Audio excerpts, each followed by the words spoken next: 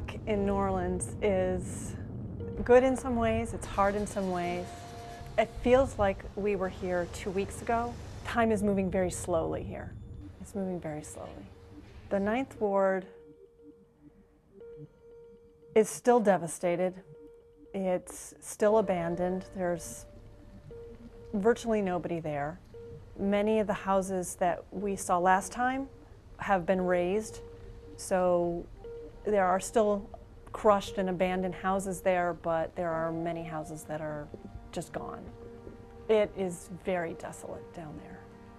There's one church there that has a quote from Ezekiel on the front about, "Can these bones live?" And that was a sign that we really took to heart last time we were down here.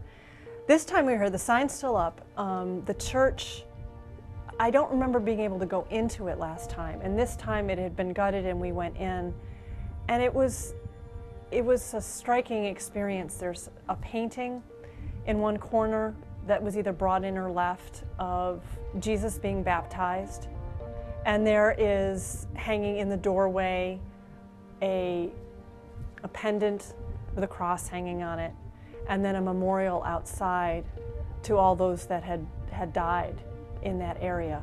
So it's really become a sign, I think, for that area of the devastation, but also of the faith that still resides there.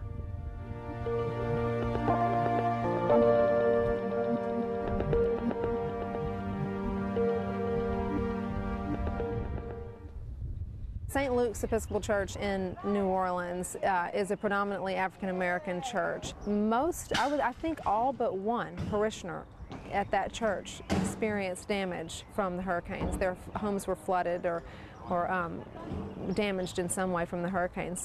And they, at this point, don't have a priest, any clergy. So when the hurricane came about, I was really concerned about what had happened to St. Luke's, what condition it was in, where the people were. And we started having meetings together, developing relationships, building trust, and from there, it really started off with a partnership of All Saints and Messiah. It's really turned into a tremendous ministry, one that I could never really imagine, never imagined would exist, and it has been a very powerful expression of how Christ, really lives out in our lives in terms of our mission and our ministry.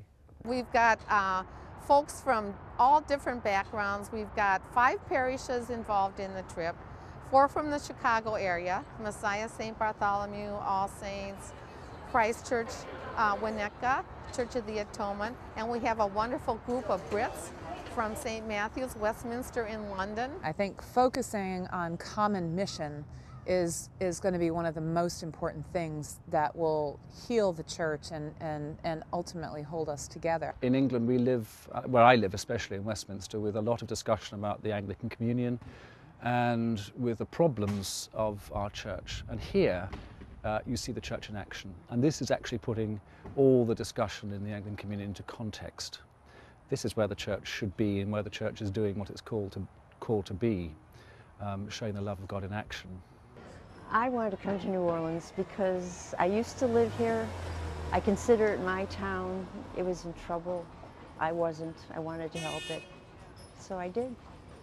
You know, every time there's a disaster of some kind, and I think I really would like to do something to help, I just don't quite make it. And so this time I thought, I'd like to do something like that. And then I thought, I can. I want to and I will. There's no reason why I can't. Just putting a human face down here makes a difference. Just having these folks actually see us, showing that we care, showing that they haven't been forgotten, showing that we're willing to help get them back on their feet is worth something.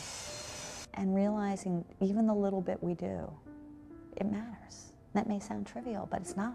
That's just it. When you're trying to put your life back together, crumb by crumb, bit by bit, piece by piece, coming down and painting matters. And I think each and every one of us needs to know that we matter. Last night we had briefings from a couple different people who seem to really be devoting their lives to this recovery effort. They kind of gave us a background of New Orleans and the culture down here, and frankly, a little bit of why this is so important to save what's here. I mean, it's a very, very unique culture in this city, and I guess I kind of knew that, but talking a little bit about it, looking at the map of the city, kind of seeing exactly where the devastation happened, talking a little bit about the birthplace of jazz, it all just made it seem even more worthwhile. What we're really doing when we gut someone's house is we're conducting a funeral for their old life. It's really not until that's taken care of that people can begin to move on to heal and to think about the future and how they're going to rebuild their lives. So although there's a practical dimension to this, and there's a kind of a huge sort of economic gift that you're giving a family who can't really afford to hire people to come in and gut their home. It's more than that. It's much more than that. You're actually accompanying them through this very wrenching process of reclaiming, sort of facing the loss and beginning to feel that there's something beyond that loss. I want you also to know that it is not the Southern way of hospitality to tell you to pick up the key, open the door, let yourself in, cook your own meal, sleep on the floor, whatever y'all. That's not the way we do it in the South. But we are overwhelmed and we are exhausted and we are doing all we can already. So we can't do much for you now. But we invite you to come back to us when we're whole again so we can show you our gracious city in all of its splendor. We can eat some good food together. We can listen to the music that courses through our streets night and day. We are going to love this city back to life because we would all know what it means to miss New Orleans.